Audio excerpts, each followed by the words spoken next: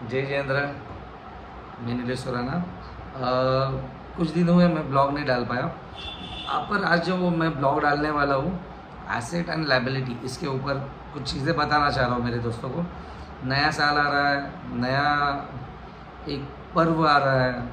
हर एक लोगों के लिए, हर एक मेरे भाइयों और बहनों के लिए एक नया साल नई उम्मीदें लेके आता है।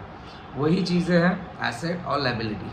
ओके, आप लायबिलिटी किसको समझते हो और एसेट किसको समझते हो?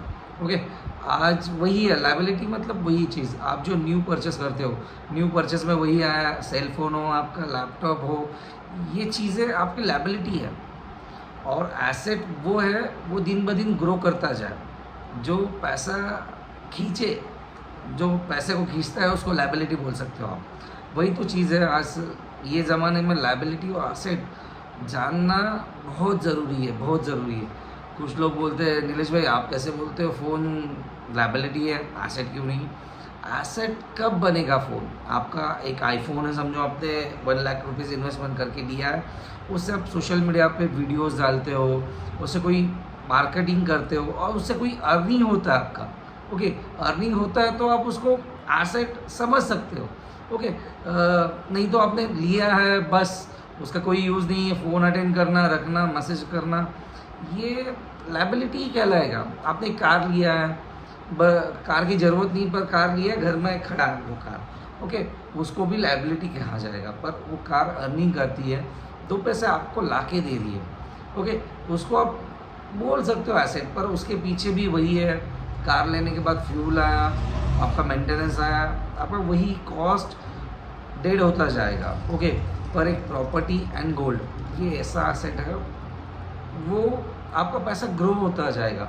आप 2019 से लेके आज तक गोल्ड का रेट देखिए, 2 गुना हो चुका है। ओके, मेरा एक दोस्त था, उसने थोड़ा थोड़ा थोड़ा थोड़ा करके गोल्ड इन्वेस्ट करता जा रहा था। हम बोल रहे थे भाई तू क्या करेगा, इससे अच्छा कॉइन में इन्वेस्ट कर, ये क्या चेन लेता है, ये अंगूठी लेता है। पर आज वो गोल्ड उसके लिए बहुत बड़ा एक एसेट बन चुका है। वही है, दिन ब दिन एसेट बढ़ने का कारण आपका एक ही, आप कहाँ इन्वेस्ट करते हो।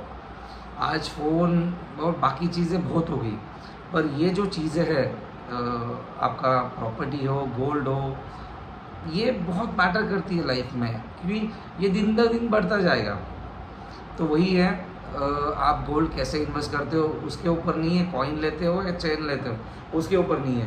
क्या है, आप एक चेन या अंगूठी भी लेते हो, मैन्युफैक्चरिंग कॉस्ट, उसका जीएसटी अलग नहीं, तो कोई इशू नहीं है। पर 1 साल बाद वो सेकेंड ईयर में वो आपका प्रॉफिट आना स्टार्टअप हो जाएगा।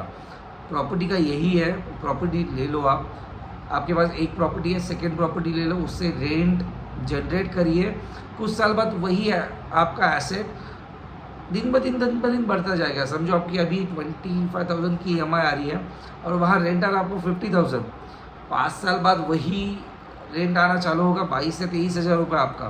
तो आपको आपके जेब में से कुछ देना ही नहीं रहा। वो एसेट क्रिएट होता है और करना पड़ेगा आपको। तो वही चीज़ है सर, सबको बोल रहा हूँ मैं, मेरे दोस्तों को, मेरी यंग जनरेशन भाई और बहनों को, ये फ़ोन या डेयर इन्वेस्टमेंट करना रुक जाओ अभी। एक बैंकिंग को समझ लीजिए और ये प्रॉपर्टी सेक्टर को समझ लीजिए। किसको फ्लैट ये समझ में नहीं आ रहा है, तो वो लोगों ने लैंड के पीछे पड़ी है। लैंड कॉस्टिंग है ज़्यादा, पर वहाँ 1,000 स्क्वायर फुट आप लैंड लेते हो, 7 to 8 फ्लैट बना सकते हो, वहाँ से बहुत अर्निंग हो सकता है आपका। समझो ये सब, मतलब लैंड कॉस्ट और ये आपका प्रॉपर्टी कॉस्ट, ये पढ़ के आपका कॉस्टिंग आ रहा है थोड़ा ज़्यादा, पर इससे अर्निंग भी हो रहा है। तो हर एक के ऊपर है, लाइफस्टाइल के ऊपर है, आप कैसे इन्वेस्टमेंट करते हो। अपार्टमेंट भी अच्छे हैं, फ्लैट्स भी अच्छे हैं, पर आपके ऊपर है, एक लैंड लेके डेवलप करना है या एक फ्लैट लेके एसेट बढ़ाना है। तो वही चाह रहा हूँ मैं दोस्तों, लायबिलिटी की तरफ कम देखिए, एसेट की तरफ बढ़िए। एसेट कैसे बढ़ाते हो आप? आज के जनरेशन में यूट्यूब, फेसबुक, इंस्टा, सब से आप आपका एसेट बना सकते हो। बस आपको कुछ तो करना है। आपको इन्वेस्टमेंट किया आपने आईफोन में, बस रुक जाना वहाँ पे नहीं है, वहाँ से एसेट क्रिएट करिए, प्रॉपर्टी पे डालिए। मैं आज, मतलब मेरे आने वाले कई ब्लॉग में मैं आपको, आप कहाँ इन्वेस्ट कर सकते हो, कितने पैसे हुए। ओके, 15 लाख का बजट है या 1 CR का बजट है, मैं आपको बोलूँगा 1 BHK लेना है या 2 BHK लेना है, और हर एक चीज़ आप देखिए समझिए। आज प्रॉपर्टी भी आप ले रहे हो तो EMI पे लीजिए। EMI भला आपके पास कैश पड़ा, नीलेश भाई मेरे पास 50 लाख कैश पड़ा है, मैं क्यों लोन लूँ? आप लोन लीजिए, वही पैसा कहाँ तो इन्वेस्ट करिए। इन्वेस्ट करने के बाद उससे जो अर्निंग आएगी आपकी, और आप EMI में कंसिडर कर सकते हो वो चीज़।